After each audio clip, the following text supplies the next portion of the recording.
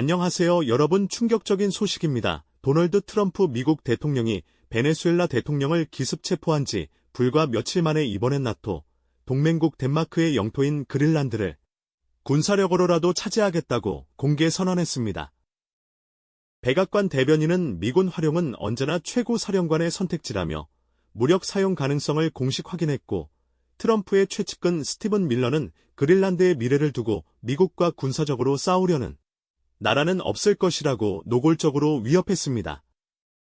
더 충격적인 건 밀러의 아내가 소셜미디어에 성조기로 뒤덮인 그린란드 지도와 함께 머지않아라는 문구를 올리며 사실상 침공 예고를 한 것인데요. 이게 대체 무슨 일일까요? 21세기의 한 나라가 동맹국의 영토를 군사력으로 빼앗겠다고 공개 선언하다니 믿기지 않는 상황이 벌어지고 있습니다. 덴마크 총리는 미국이 나토 동맹국을 공격한다면 그것은 모든 것의 종말을 의미할 것이라고 경고했고 영국, 프랑스, 독일, 이탈리아, 폴란드, 스페인 등 유럽 7개국이 긴급 공동성명을 발표하며 강력 반발했습니다. 과연 트럼프는 왜 이토록 그린란드에 집착하는 걸까요? 오늘은 지금 전 세계를 충격에 빠뜨리고 있는 트럼프의 그린란드 병합 야욕에 대해 낱낱이 파헤쳐보겠습니다. 덴마크 총리가 그린란드에 대한 위협을 중단하라고 촉구한 가운데 최근 도널드 트럼프 미국 대통령은 그린란드에 대한 야욕을 재차 드러내고 나섰습니다. 이 같은 설전은 미국이 지난 3일 베네수엘라에서 니콜라스 마두로 대통령 부부를 체포해 뉴욕으로 이송하는 대규모 군사작전을 벌인 직후 벌어졌습니다.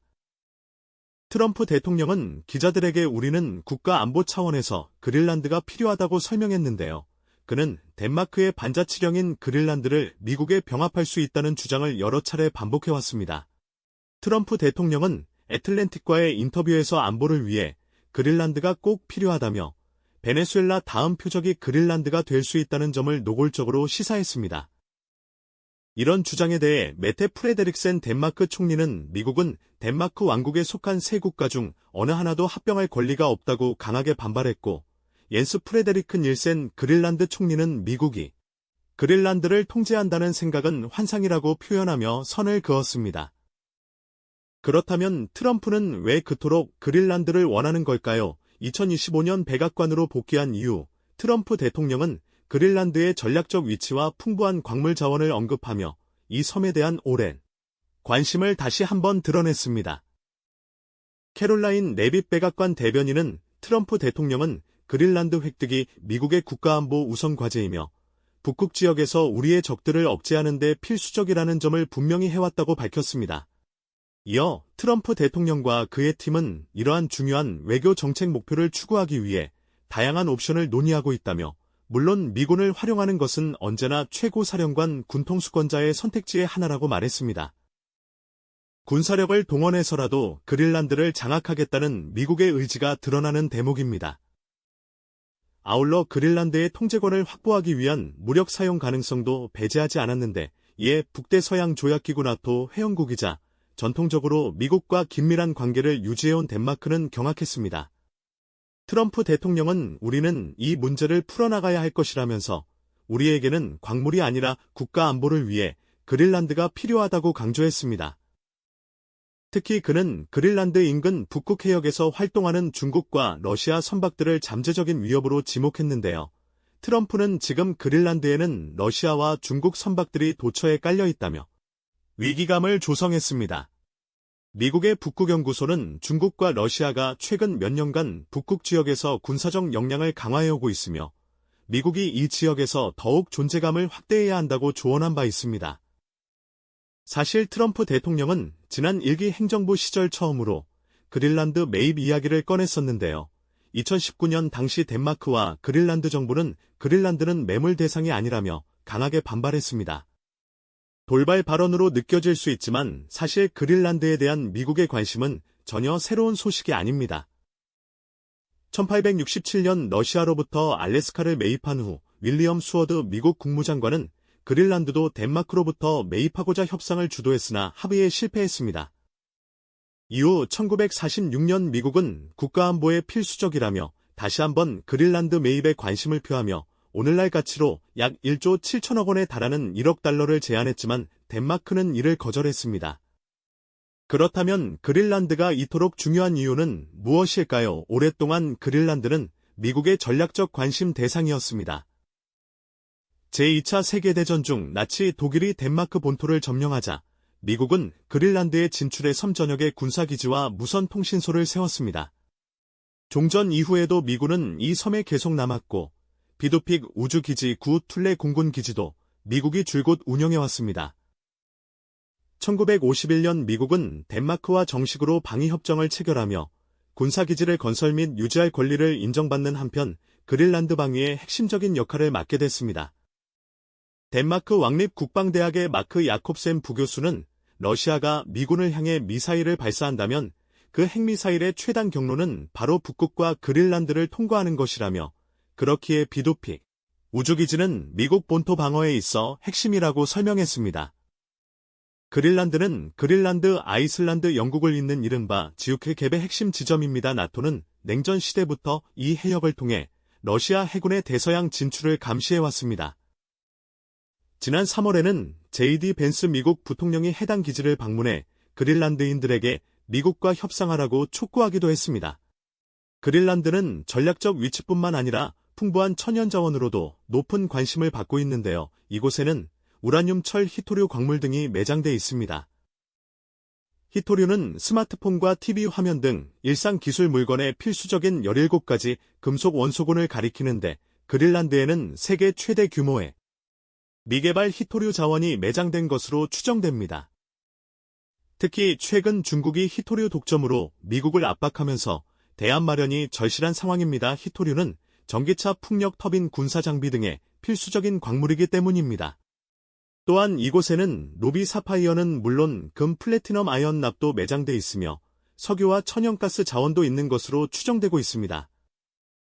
그린란드 정부는 자치권을 바탕으로 자신들의 천연자원을 직접 통제하고 있지만 채굴 활동은 여전히 제한적입니다. 현재 그린란드 내 운영 중인 광산은 소수에 불과하지만 상업적 가치가 있는 매장지를 찾고자 수십 건이 탐사 허가가 발급된 상태입니다. 광대한 국토 면적, 혹독한 기후 빙하 등으로 인해 이곳의 자원 개발은 기술적으로도 까다로우며 비용도 많이 들 것으로 예상됩니다. 다만 기후 변화로 인해 섬 일부 지역의 빙하가 녹으면서 일부 자원 매장지의 접근성이 좋아질 가능성도 있습니다. 미국은 트럼프 1기 행정부 시절인 2020년 1953년 이후 줄곧 폐쇄했던 누크 소재 영사관을 다시 열었고 현재 캐나다를 포함해 여러 유럽 국가들도 이곳의 명에 영사관을 두고 있습니다. 그렇다면 그린란드는 어디에 있으며 누구의 소유일까요? 대륙을 제외하면 세계에서 가장 큰 섬인 그린란드는 북극에 위치해 있습니다. 덴마크 왕국의 반자율적 반자치 영토로 국내 정책은 그린란드 정부가 맡아서 실천하지만 국방과 외교는 덴마크 정부가 관할하고 있습니다. 이곳은 세계에서 인구 밀도가 가장 낮은 지역이기도 한데요. 거주민은 약 5만 7천 명이며 대부분 원주민인 이누이트족입니다. 섬의 약 80%가 빙하로 덮여 있어 주민 대부분이 수도 누크를 중심으로 한 남서부 해안 지역에 몰려 살고 있습니다. 경제는 수출의 약 90%를 담당하는 어업을 중심으로 돌아가며 덴마크 정부가 지급하는 보조금은 그린란드 GDP의 약 5분의 1을 차지합니다. 그린란드는 어떻게 덴마크령이 됐을까요? 약 300년간 그린란드는 거의 3,000km 떨어진 덴마크의 통치를 받고 있습니다. 그린란드에 처음 사람이 살기 시작한 시점은 유럽이 이곳에 발을 디디기 훨씬 이전으로 현재 캐나다 북부 지역에서 건너온 이들이었습니다.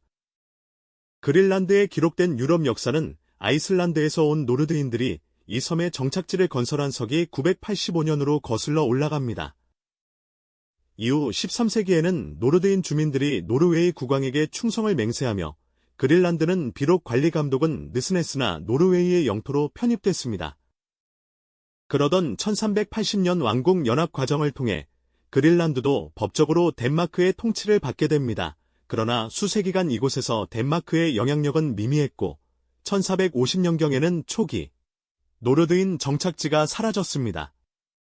덴마크 측은 1721년 자국 선교사 한스 에게데가 이끄는 탐험대를 통해 이 섬에 대한 통치권을 재확인한 이후 줄곧 이곳을 관리했습니다.